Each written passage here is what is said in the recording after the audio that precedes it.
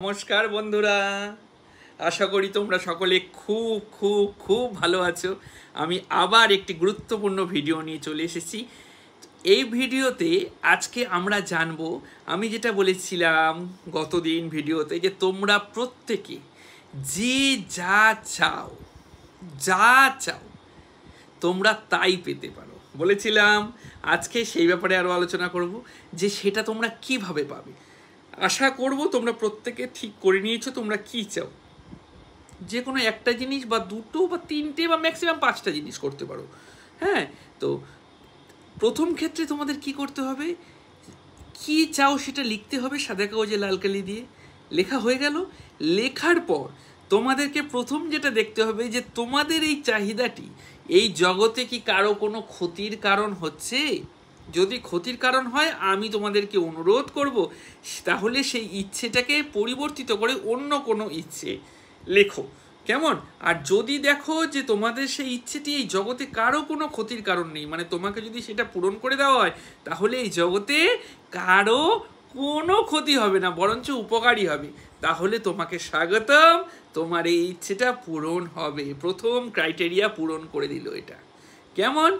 আচ্ছা, এবার দ্বিতীয়টা হলো যে তোমাকে আমি বলেছি যে এটা বিশ্বাসের খেলা, বিশ্বাসই আসল।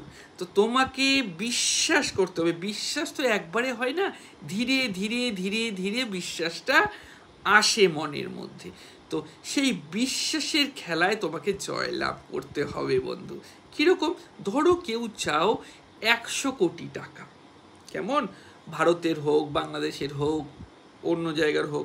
আমি দেখলাম আমার ভিডিও সবচেয়ে বেশি এমন একটা দেশে দেখা হচ্ছে যে আমি অবাক হয়ে গেলাম। এই ভিডিওগুলো কেবল তো শুরু করেছি 2 দিন হলো, যাই হোক। তো এবার তুমি মনে করো 100 কোটি টাকা চাও, ঠিক আছে। তো কেমন করে পাবে, কিভাবে পাবে, কোথা থেকে আসবে, এগুলো যদি তুমি ভাবতে যাও বন্ধু, তাহলে তোমার মাথা খারাপ হয়ে যাবে, তাই না। উদাহরণ দিচ্ছি, এই যে তোমার জন্ম হয়েছে, তোমার জন্ম কিভাবে হয়েছে, কোন প্রসেসে হয়েছে, ডিটেলসটা কি তুমি জানো? নিশ্চয়ই না। বায়োলজির কোনো একটা স্টুডেন্ট বলতে পারবে কিভাবে মানুষের জন্ম হয়, ডিটেলস, ইন ডিটেল, বা একজন ডাক্তার বলতে পারবে। তারাও হয়তো সবটুকু বলতে পারবে না, কোন প্রসেসে এক্স্যাক্ট কত সময় লাগছে, তাই না। কিন্তু তুমি না জানা সত্ত্বেও কিন্তু তুমি জন্মেছো, তার মানে তোমার মধ্যে এই প্রসেসটা ঘটেছে তোমার অজ্ঞাতেই, তাই তো। আচ্ছা, তুমি যে চোখ দিয়ে দেখছো, কিভাবে দেখতে পাচ্ছ? একটা কাঁচ যদি মাঝখানে রাখা হয়, তাহলে তোমার দৃষ্টি কাঁচ ভেদ করে চলে যায়, কিন্তু একটা কাঠ যদি রাখা হয়, কাঠ ভেদ করে যেতে পারে না। এটার কারণ কি তোমরা জানো? অনেকেই জানে না, আমি জানি না, ধরো আমি জানি না, বলে দিলাম, সে অ্যাজ এ হিউম্যান বিং, সাধারণ মানুষ হিসেবে আমি এটা জানি না। কিন্তু না জানা সত্ত্বেও দেখবে আমিও কিন্তু কাঠ ভেদ করে না দেখতে পেলেও কাঁচ ভেদ করে দেখতে পাচ্ছি। তার মানে বন্ধুরা, তুমি কি জানো কি জানো না তা ডিপেন্ডেবল নয় এখানে। ক্লিয়ার, পরিষ্কার। তুমি এই প্রসেসটাকে কাজে লাগাতে পারবে, এবং এই প্রসেসে তোমাকে জানার প্রয়োজন নেই কিভাবে হবে, তুমি সেটা চোখের সামনে দেখতে পাবে কিভাবে হবে। তোমার কাছে 100 কোটি টাকা কিভাবে আসবে সেটা তোমাকে দেখিয়ে দেওয়া হবে। আমি একটা উদাহরণ দিয়ে বোঝাচ্ছি, কেমন 100 কোটি টাকা বলেছি। কেউ গার্লফ্রেন্ড বয়ফ্রেন্ড বলতে পারে, জীবন সঙ্গী সঙ্গিনী, কেউ আবার পরীক্ষায় পাশ করা, কেউ আবার ভালো রেজাল্ট করা, কেউ আবার চাকরি পাওয়া, হোয়াট এভার। আমি একটা দিয়ে বোঝাচ্ছি, সেটা হচ্ছে 100 কোটি টাকা, কেমন, আমি এটা দিয়ে বোঝাবো। তো এবার কথা হলো, তোমার কাছে 100 কোটি টাকা কিভাবে আসবে তোমার এটা জানার দরকার নেই, এটা তোমার প্রসেস না। তোমার চেয়েও বৃহত্তর শক্তি যে রয়েছে, ঈশ্বর, আল্লাহ, গড, বাবা, যাই বলো না কেন, তার দায়িত্ব তোমার চেয়ে সে 1000 গুণ বেশি বুদ্ধিমান, যে কিভাবে তোমার কাছে সেটা পাঠাবে, সেটা তার দায়িত্ব। তোমার কাজ কতটুকু? তোমার কাজ হচ্ছে তুমি শান্ত থেকে, ধীর স্থির থেকে, ছটপট না করে সেটাকে গ্রহণ করা। বোঝা গেল? একটি মানুষ নাগরদোলায় উঠেছে জীবনে প্রথম, উদাহরণ দিয়ে বলছি, বোঝাচ্ছি। সে নাগরদোলায় ওঠার পরে বুঝতে পারছে না নাগরদোলাটা কিভাবে উপরে উঠছে আবার নিচে নামছে। যেই নিচে নেমে আসছে ও ভয় পাচ্ছে যে আবার উপরে উঠবে, তো ও নিজে ওঠার চেষ্টা করছে। তখন একজন বলছে তুমি চটপট করো না, নাগরদোলাতে তুমি চুপ করে বসে থাকো। বলে না উপরে উঠবে তো? বলে আরে তুমি বসে দেখো না, ঠিক উপরে উঠবে, তুমি ছটপট করলে পড়ে যেতে পারো। তো ঠিক একই রকম 100 কোটি টাকা তোমার কাছে কোথার থেকে আসবে তোমার দেখার দরকার নেই। তুমি যদি ছটপট করো তাহলে এই প্রসেসটার মধ্যে তুমি ব্যাঘাত ঘটাচ্ছ। বোঝা গেল?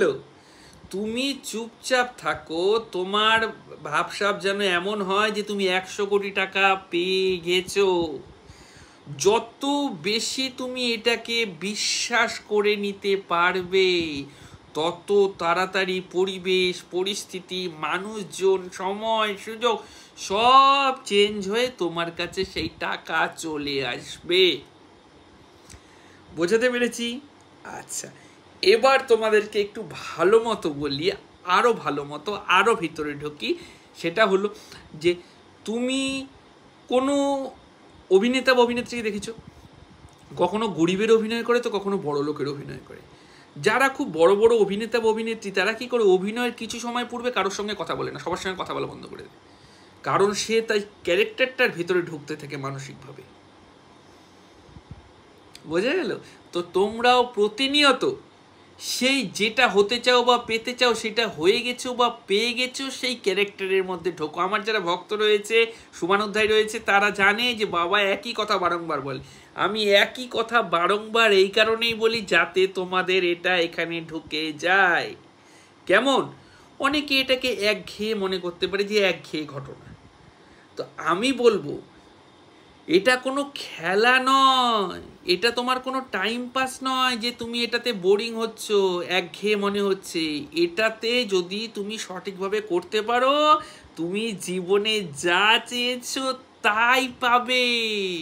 তাই এটাকে একঘেয়ে মনে করো না, এটা একঘেয়ের মতোই বারংবার করতে হবে। যেই কাজগুলো মনোরঞ্জনের সৃষ্টি করে সেই কাজগুলো কিন্তু উপকার দেয় না, তাই না?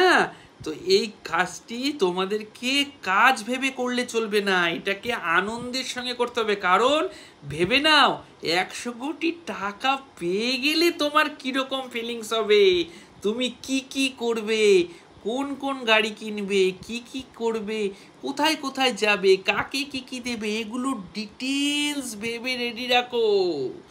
বোঝা গেল? ডিটেলস ভেবে তুমি রেডি রাখো।